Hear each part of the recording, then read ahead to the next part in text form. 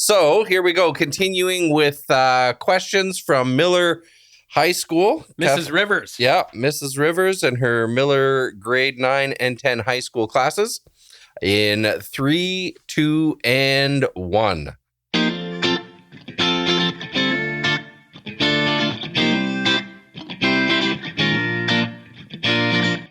I'm Deacon Eric. And I'm Dr. Brett Salkeld. And you're listening to Thinking Faith. This is a podcast brought to you by the Archdiocese of Regina, where we attempt to navigate this winding road of faith in Jesus Christ so that we might know Him more intimately, love Him more profoundly, and together serve Him more deeply in our daily lives. Welcome, everyone, to another week of Thinking Faith, where Brett and I are once again opening up I guess it's not a mailbag, an email bag. It's a thorough document. A thorough document. Of something like 120 questions. Yeah. Did you count them? Well, I did the rough estimate. I said if there's 20 per page, which I think is a reasonable estimate. I think that, 20, 40, 60, 80, 100 and a half. Yeah, so it's like between 100 and 120. Yeah. So for the next, 2 years, you're going to be getting periodic questions. I mean, there's some duplication across. So some of them will cover a few different themes, but we're going to try to do 3 more today. Yeah. Chosen by Braden, our producer. Yeah. To have a little element of we don't know what's coming. Yeah. To make it more authentically Q&A. I have no idea what's coming. Yeah. You have the master copy there that Braden, I've got it here. So Braden has marked up. I know which ones are marked here. So you know what's coming. Yeah. So here we go. So here we go with our first question. Okay, so that is 1, 2, 3. That's what we recorded yesterday. That's where we were yesterday. That you listened to last week, faithful listener. That's right. And so the one today, here we go. What is purgatory like? Oh. Yeah. Okay. You've got nothing to say about that. We've done this before. We have. Yeah. And actually, I just finished fielding some questions from our, at Christ the King Parish, our RCIA group. Right. About purgatory.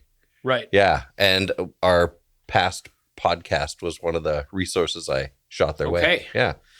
So I like the phrasing. What is it like? What is it like? Right. Exactly. So not tell me why it makes sense or doesn't make sense. It's not or where justify it is. Or where it is. It's what's it like, which that's good.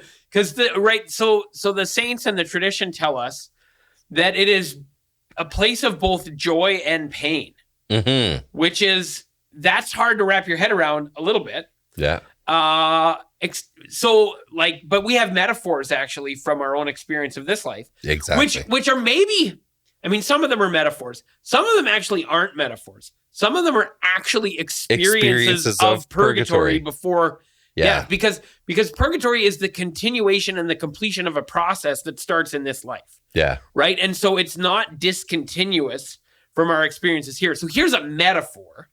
A metaphor is you go to the massage therapist and they find that knot. Yeah. And you're like, and they're digging right into there. And you're like, that's the spot, go for it. Yeah. Even though it hurts, you're like, because I know that my healing lies in you going after that thing that hurts. Yeah.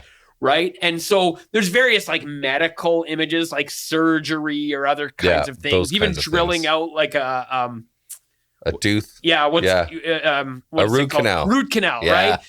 It's not a pleasant experience, but you get in there, please. That's right. Get rid of the thing. Yeah. Because the current experience is also extremely unpleasant. And you recognize in the pain the means of your salvation or healing. Right. Yeah. So okay.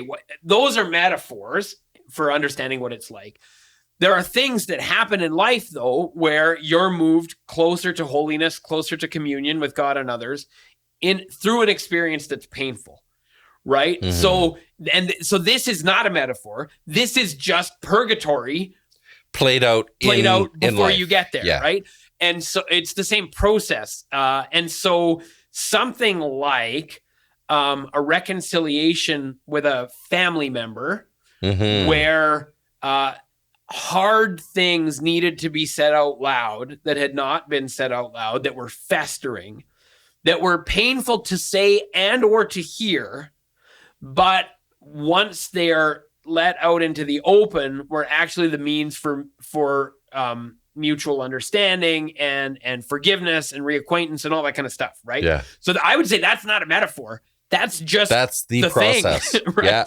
And whether that happens in a family member, whether that happens in challenging conversations with coworkers, right? Those kinds of things where this tension has been building, and we've all had those experiences where okay, today I'm going to be having a very difficult conversation, right? That needs to be had, right? Right. And then at the end of the day, you're like, I'm so glad that happened. Yeah. Even though you were in a certain sense dreading it, right? Oh, so there's that 100%. The joy and the pain element, right? And I think the foundational reality is what you're encountering in that example with the coworker, the example I gave with the family member, whatever it is. Yeah. You're encountering the truth, and the truth can hurt. Yeah. But the truth, if the truth hurts, it's a hurt you actually want.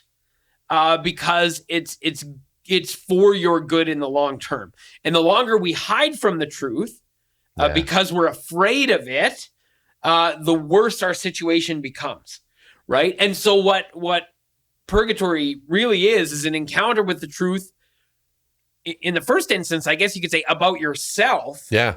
But in light of God's mercy. And so you will see everything about yourself and your relationships and your failures and your virtues and your vices and all that kind of stuff with a clarity that was not available in this life, but was available in sort of fits and starts in this life, right? Yeah. That's the process that's already beginning. But the thing about purgatory is it will be unavoidable at that point. Like, unless you have definitively excluded God's justice and mercy, when we talked a little bit about this in the last episode about right? judgment. Unless you've definitively ruled that out, then you're in purgatory.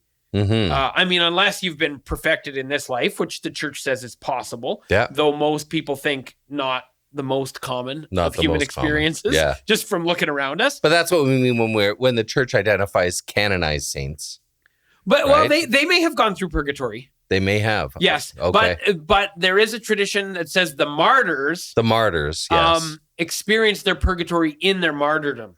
Yes. So it's not that they don't need to be perfected. It's that the very act of martyrdom is itself perfecting. Okay. Right. Yeah. But a canonized saint could have gone through purgatory. Yeah. The church actually doesn't determine, this when saint, that happened. This saint did or did not, go through purgatory. But the church does say it's possible to kind of skip that step. Yeah. But you're not actually skipping it. You're just completing it on this side of the grave.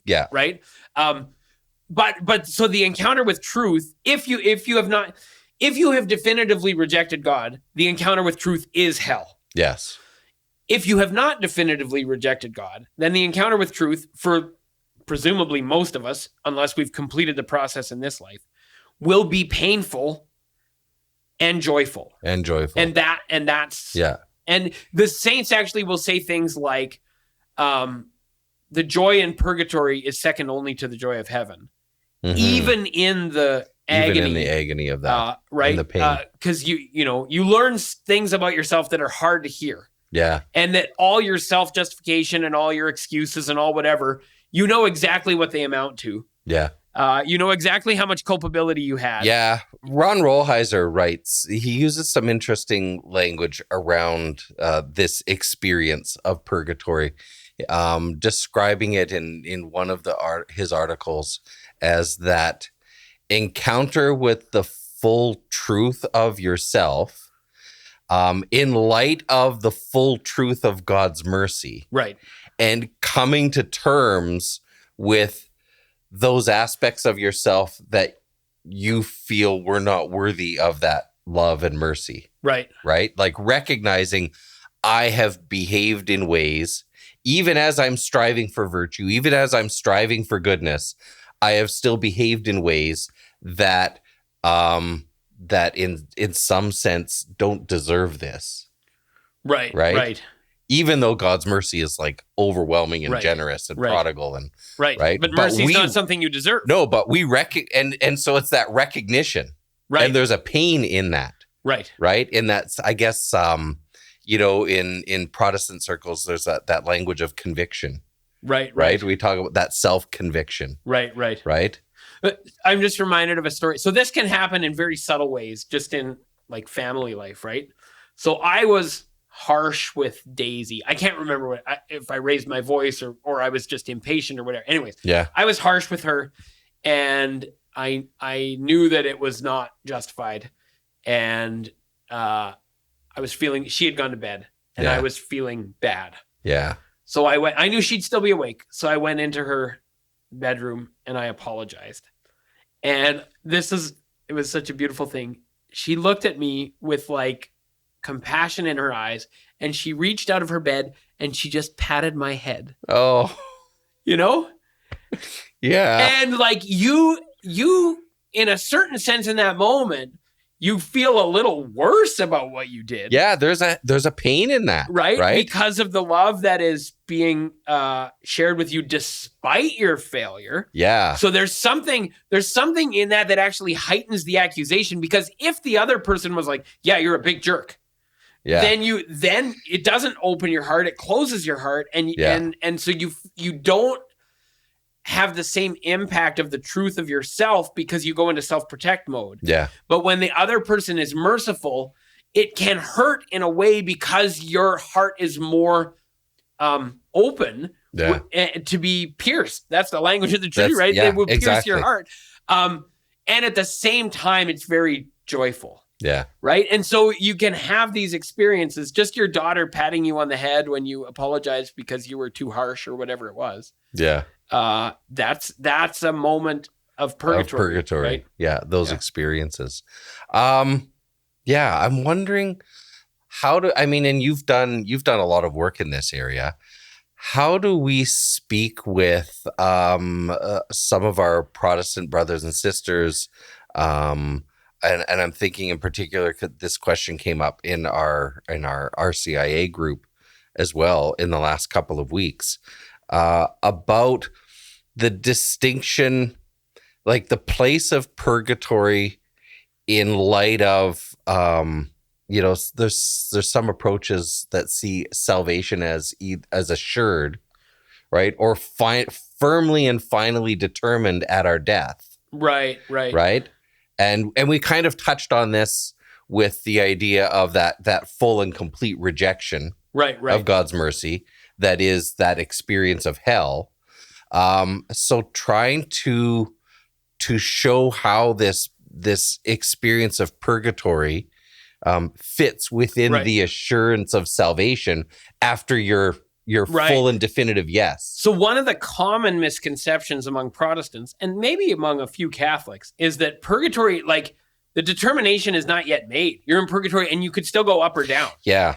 And it's important for Protestants to know that Catholics don't actually see purgatory as some kind of middle ground. Yeah. Purgatory is the first experience of heaven. Yeah. And it's a recognition that first experience of heaven for most of us is probably going to be painful, because the fullness of truth and mercy is more than we're ready for at the moment of death. But we do agree with Protestants that there are, in the end, two options. Yeah. And purgatory is not a third. It's not a middle way. It's not a third option. It's not like it's like this gray holding ground. Right. That where it's not limbo. It's not Abraham's bosom. It's not any of that. Yeah. Right. Which is another kind of question. But it's the first experience of heaven. Now, the other major Protestant, well, there's a couple major Protestant critiques. One is it's not in the Bible. Yeah. And then you say, well, okay, the word isn't.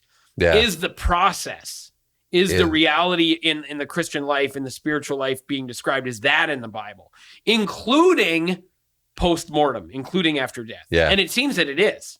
Now, how exactly you understand it relative to what has been systemized in Catholic doctrine over centuries, that's not perfectly straightforward. Yeah. But there's nothing there. And in fact, one of the more interesting things in my little book on purgatory, when I was researching it, is the most interesting sources I encountered were Protestants who were arguing for purgatory from theological and philosophical grounds, but saying things like, well, it had been abused in church history, and maybe we threw the baby out with the bathwater. When we were rejecting the abuses, we maybe rejected something that should have been maintained. My very favorite argument was from an Anglican. I've probably mentioned this on the show before.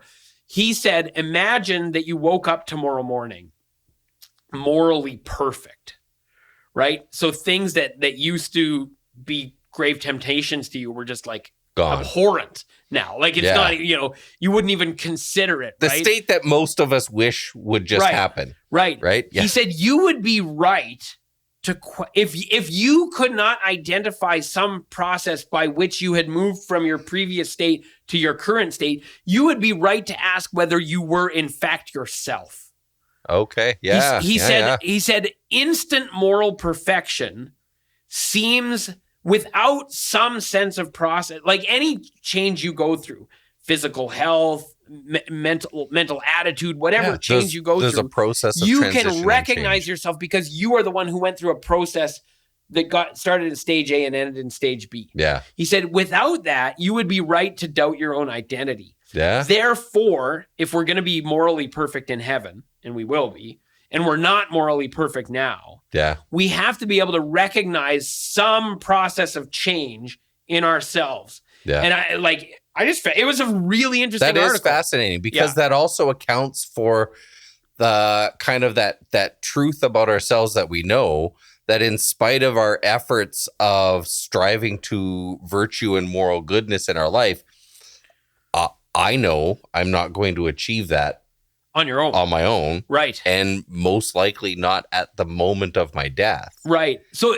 and if my salvation hinges on that, right? And so then that does bring you down to two choices. Either there's a process to move me in that direction after death, or it's this instantaneous experience, thing that then I question, am I actually the same person? And which does not seem consonant with the way God has typically dealt with us. Yeah. Right? It just doesn't seem to follow the pattern of his engagement, which always is respectful of our freedom, but inviting us to something deeper and offering us the grace, right? Yeah. And so an instantaneous moral perfection just doesn't seem like the way God has ever worked with us. It's odd to posit it as the way he would start working with us at the point of death. There's a great line in St. Paul that God will complete the good work that he has begun in you. Yeah. And I think that's a great Paul in that instance is not specifically speaking of the afterlife, but I don't see any reason why that wouldn't apply.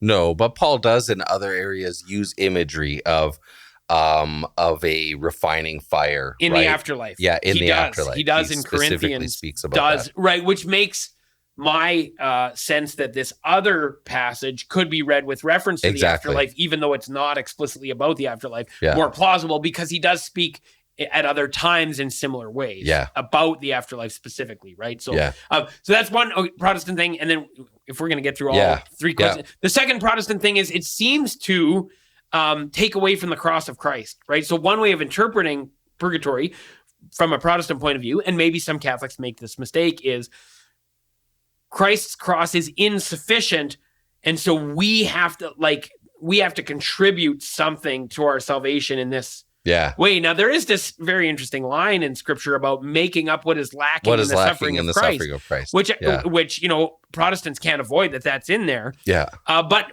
Catholics don't take that to mean Christ's cross was insufficient, but rather that Christ's cross needs to be worked out in each of our lives. In each life, yeah. And that's what John Paul II comes to, right? In his Salvifici Doloris. Dolores, right. Right, that essentially what's missing was my own self, because I wasn't historically there at that time. And then the body of the church as a whole as well. And now Catholics want to say the cross of Christ is sufficient and is what makes purgatory possible. Yeah. It is not purgatory somehow supplementing for what the cross. So we don't view it as two different options for your sanctification, either the cross or purgatory, but rather how does the cross actually work itself out? Well, the things we described, like my daughter patting me on the head, is a tiny experience of the cross, which is an experience in me personally, in my growth and sanctification of the process that is purgatory after we die. Yeah, that experience. I'm just thinking the echoes of Christ in each of our lives. That Father, forgive them; they know not what they do. Right. That's the kind of one of those penultimate expressions of mercy in each of those situations in our lives where we fall short of it. Right. Right? Right. Yeah. Yeah. Excellent. Good. All right. So let's see what the next one is here. This one's good. This is about angels, demons, and spiritual beings. Okay. How do angels fall and become demons? Right. So this is an interesting question because oftentimes we're seeing this portrayed in different, like whether it's literature or more often in film and popular television shows about this ongoing process of angels falling and becoming demonic beings, or just falling to earth and becoming human in some, some tellings and stuff, which kind of speaks at a lack of understanding of what kinds of beings we're talking about. Right. So angels, to use the term inclusively of all these creatures at this point, because they all are angels. Exactly. I think for the first starting whether they're point. angels or fallen angels, they're angels. Yeah. And you also use the language of creature. Right. They're all creatures. Yes. So God creates angels, but they do not experience time and space the way we do, right? They don't have bodies. They don't have senses. They are pure intellect. Mm-hmm. And so their choices don't work the way our choices work, right? Yeah. So as we've been talking about purgatory working out over time in our lives, process stuff, that's not the experience of an angelic creature. Right. And so there is a moment, for lack of a better term, I'll put it in scare quotes. Yeah. There's a moment of decision. And the tradition, based on some scriptural warrant, but the scriptural warrant is highly metaphorical. Yeah. And it's, this symbolic kind of language. So, we can be a little, let's not over-interpret, or let's just sort of, but the general sense is like a third. Yeah. A third. So, which is an interesting number because it's the minority. Yeah. Right. So, but it's substantial. It's a substantial minority. Yeah. A third of the angels fall. And it's this sense of a decision sort of at the outset that says, I will serve or I won't serve. That's the great line, is non serviam. I will not serve, right? I am a great being. Lucifer is the leader of the fallen angels, right? Yeah. I am so high that I cannot conceive of myself as serving. Yeah. And so I will not serve. I will demand to be served. And in the tradition, it is also, now this is not stuff that's very explicit in scripture, right? Mm-hmm. It's a little speculative. But in the tradition, one of the things that they say really triggered the rebellion in heaven is the incarnation. Yeah. They saw that God was going to become man. Yeah. And they're like, what, those dirt creatures? Yeah. I will not serve that. I'm not I will not accept being lower than some dirt creature. Yeah. I am pure spirit. I'm intellect. Right? Which is interestingly a temptation for humanity, is to divorce our spiritual selves from our physical selves and demonize the physical and uphold the spiritual. And the act of the angels or the fallen angels is to say, that dirt creature, that low thing that lives in time and space and whatever, if God becomes one of those, then I would have to worship Jesus, who is fully man. Yeah. No thanks. Right. So there's this ultimate rejection. There's this kind of spiritual elitism, which is something that we ourselves are tempted toward. Yeah. In a kind of rejection of our own created nature. Yeah. If we do not accept the goodness of our own created nature. So there's this metaphor, maybe metaphor is not quite the word. There's this analogy between the fallen angels' rejection of the material order and the material beings that we are, and our rejection of ourselves and of our bodies and all that kind of stuff, right? And what God does is double down on it. Right? Yeah. So you think of the baptism in the Jordan. Yeah. Where it's like literally God in the mud. In the mud. If you ever see like the areas of the Jordan in the Holy Land where they have kind of identified this would be roughly the spot. Right. It's not a Rocky Mountain stream. No. Yeah. Not crystal clear. It's a muddy, shallow, at least after the spring runoff and stuff. Right. Just a mess of a place. So when God gets into the mud with us and in amongst us, right? So this is both at the crucifixion where there's criminals on either side. Yeah. And in the baptism where there's a bunch of sinners on either side. Mm-hmm. God is literally in the muck. In one case with his feet in the mud, in another case affixed to a cross that's stuck in the mud, in a rock. Yeah. Like you're stuck. Like you're transfixed into history, into the material order, right? And that's what the fallen angels, the tradition says, reject, right? Yeah. And so the fundamental sin, to answer the question this way, is pride. Yeah. Right.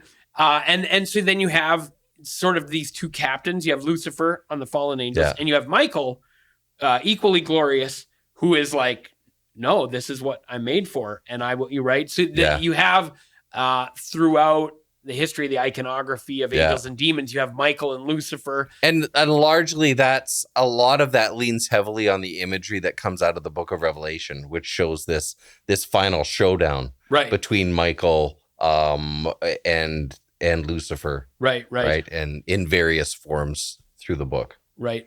And that as well. So it's kind of highly speculative and metaphorical kind of stuff. But the reason we carry that tradition, and I think it's largely flowing out of what you touched on, is because it is analogous to our own experience. Right. That's why it has meaning and purpose for us. Right. Angelology is super interesting because angels provide a counterpoint to the human experience, and it forces us to imagine.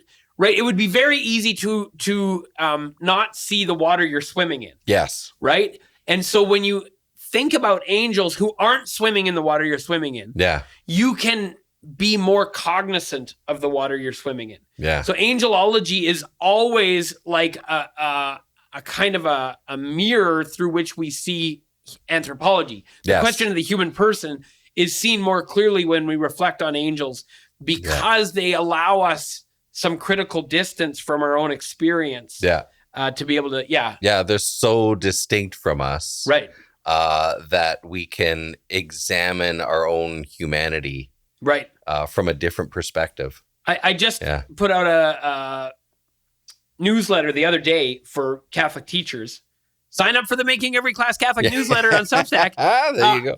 And it was on math, and I had a little section on there, do angels do math? Mm-hmm. And the whole point was this. It was to explore what humans are doing when humans do math by thinking about what a creature whose encounter with reality is not mediated by time and space and body and senses, right? Yeah. So we do math as an extrapolation from our experience of the material order. Yeah. Right? I could encounter this thing and I could count the leaves. Yeah. Now, maybe there's there's distinction between each. Now, maybe there's 500 leaves. I don't know what there is. Yeah. But 500 is a spiritual reality. I can't take 500 and put it in my pocket. I can only conceptualize it. It's in the immaterial order. Yeah. But I can figure it out by my encounter with the physical. 1, 2, 3, right? I can't put a 3 in my pocket, but I can put 3 leaves in my pocket. That's right. Right. Yeah. And you can do this to great degrees of precision and complexity, but the point is it's an abstraction from the physical order into the immaterial. Whereas angels, I would say, know what we know by means of math, but they don't do math in order to get there. They don't need to abstract from physical reality. They don't start with their sense data and then work into their minds. They're just pure mind. Yeah. Right? Yeah. And so those concepts just exist within them. Right. In essence, I was wondering actually when you asked the question, do angels do math? I'm like, well, wouldn't it be that angels are math? That's interesting. Yeah. I mean, there's something like math. Yeah. Right? They are immaterial realities. Yeah. Okay, now I have to think that one through. Yeah. That's kind of where I'm at. I was like, yeah, I need to That's dig an into interesting that answer to the question, do angels do math? You can picture someone asking an angel, do you do math? I am child, math. I am math. Yeah, right. Yeah, exactly. Yeah, excellent. Okay, cool. Very good questions. That's a fun ending. That's a fun one. Yeah. All right. Okay, so this is a good one. Comparative religion. Do Muslims, Christians, and Catholics serve the same God? Do Muslims, Christians, and Catholics serve the same God? So I'm going to say yes. Yeah. But then we need some distinctions. Yes. Right. Yeah. So Catholics good theology. Yeah. This is good theology. Right. We say yes and make distinctions. Right. Catholics and other Christians, we don't need any qualification. Yeah. There. If you affirm, I mean, by definition, if we're going to consider you another Christian, then you believe in the Trinity, you believe Jesus is fully God and fully man, all that kind of stuff, right? Yeah. Now you have some like various groups that have Christian roots in a certain sense, Jehovah's Witnesses, Mormons that end up with other kinds of ideas that they might consider themselves Christians, and we wouldn't consider them Christians in a full sense. Yeah. But by definition, other people who, for example, groups whose baptisms we would recognize. Yes. Right? We would say then by definition, that's the same God. Yeah. Right? Because part of the recognition of the baptism is a legitimate Trinitarian baptismal formula. Right? And even so, could we extend that? Because like some of the distinctions between baptisms can be finicky. Right. Yeah. I think that's a good language. But if we extend that to professing a creed, right, sharing the same creed, Trinitarian structure of the creed, right? I believe in God the Father, I believe in this, his only Son. I think that gives us a bigger umbrella. So it's very easy answer with Catholics and other Christians. Yeah. Almost by definition, right? Yeah.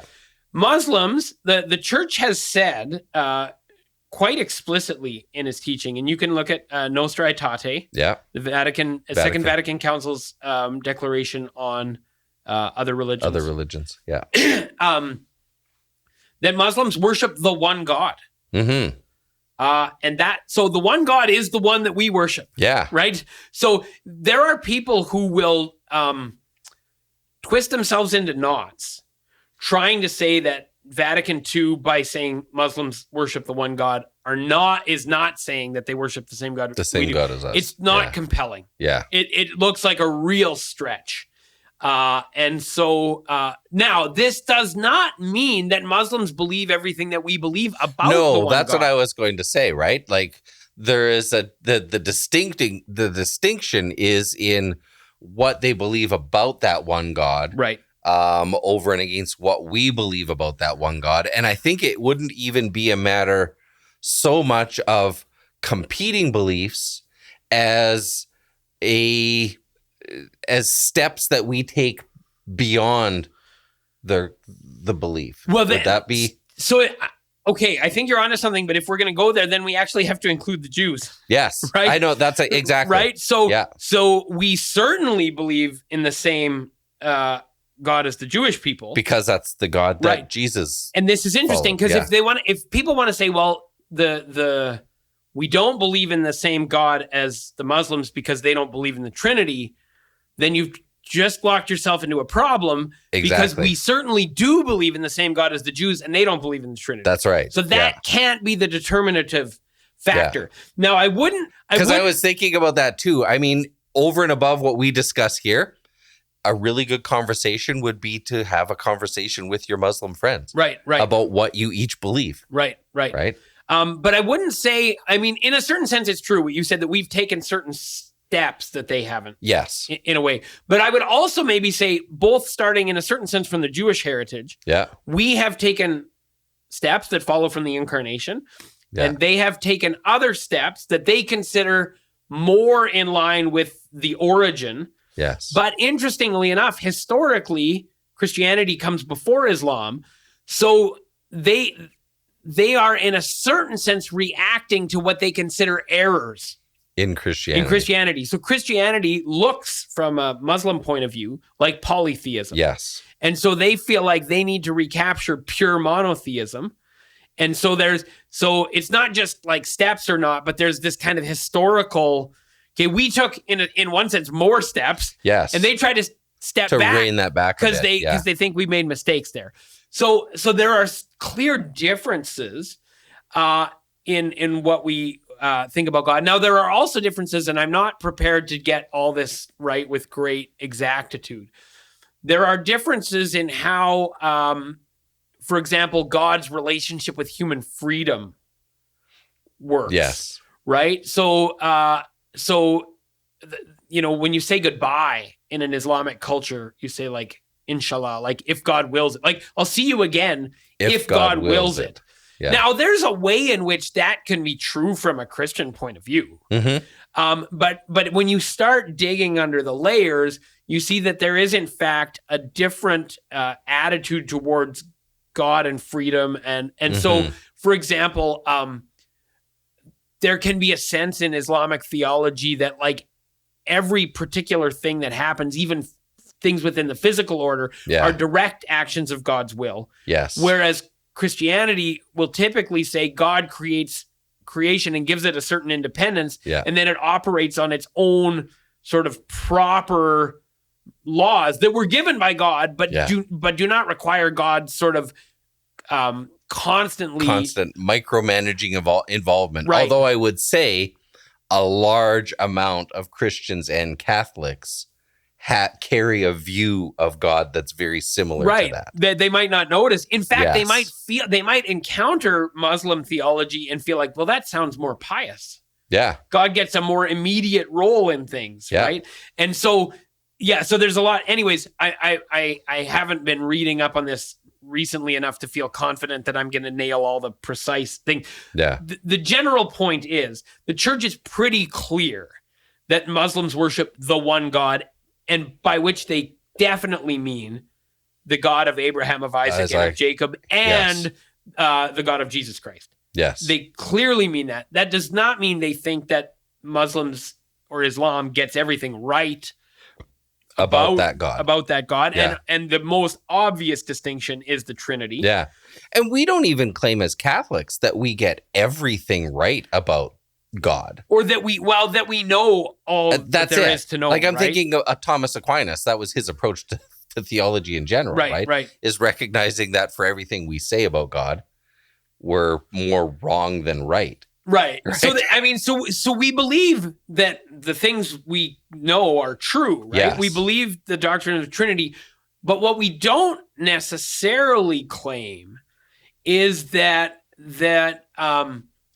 there is nothing to be learned from an Islamic theology that may not be Trinitarian, but may still say something true about God that we have not reflected on complete, right? So we can say on the one hand, we're sure that we're right about the Trinity, and to the degree that they deny that, they're wrong.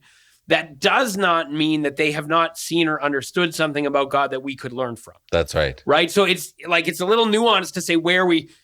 Yeah. Because we're not relativists. We don't think we just might have something and they might have something, and then like the truth is somewhere in the middle and no one will ever know. Yeah. Like that's not what we believe. No. But we do believe that our knowledge is incomplete and that we could learn, right? And it's a subtle difference, but it's important. Yeah.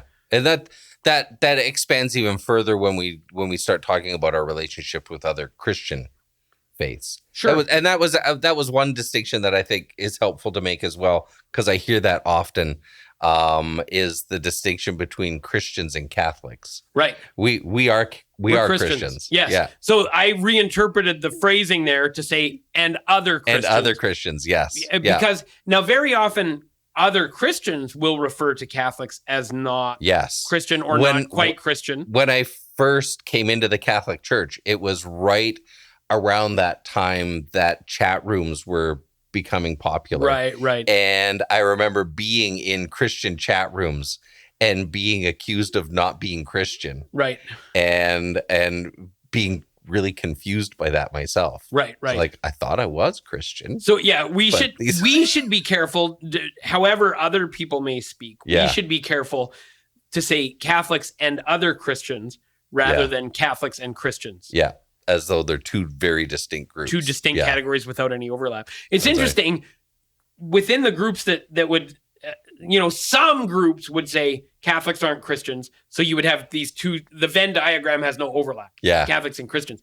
What is much more common, and it's becoming more common, I think, with every passing year, is groups who would formerly have said Catholics aren't Christians will say Catholics can be Christians. Yes. Yeah, I've heard that. Right. So as well.